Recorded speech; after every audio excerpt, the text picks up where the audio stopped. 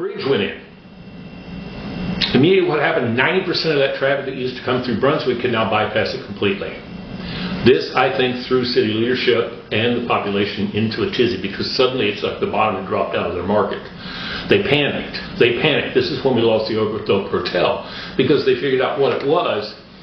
Nobody was stopping in Brunswick anymore because the hotel accommodations were so old, not modern. In fact, I have a menu from that original Holiday Inn, and they had the restaurant there, I forget the name of it, but the whole opening was, they were talking about the Oglethorpe Hotel. The tired old lady could no longer provide the needs of the modern traveler. Okay. It was the late 1950s, and mindset was in modern, sleek, and clean. Which that hotel was not. It was like Victorian. Very Victorian. Very Victorian. Its sister hotel is in Tampa, Florida. So I don't remember what the name of it is, but the identical hotel sits in Tampa, Florida. It still stands. And guess what it is? Huge tourist attraction. Because when the Oglethorpe Hotel got torn down in 1959, there was an uproar about that. Because it was one of those done-in-the-night things that people woke up and half of it was gone, and they said, well, wait a minute. Who allowed that? More the property owner. Oh, is that right? Yeah, property owners. I think, from what I understand, just decided, okay, we're going to tear it down. There wasn't much of a preservation mindset at that time period. They tore that beautiful, beautiful piece of history and architecture down. They put up that yellow brick hotel that went through a couple of hotels over the years, and then eventually became the last use was the Glynn County Health Department.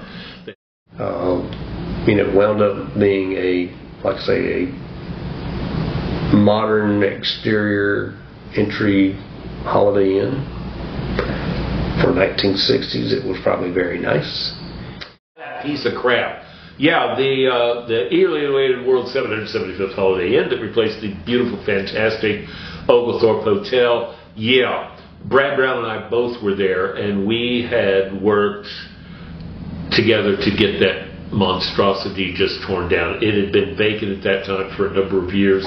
It was overgrown. It's not only just brick, it was that yellow brick. You know, the yellow brick that they made a lot of the really disgusting schools with back in the 60s? Yeah, that's what they made this out of. It was a monstrosity.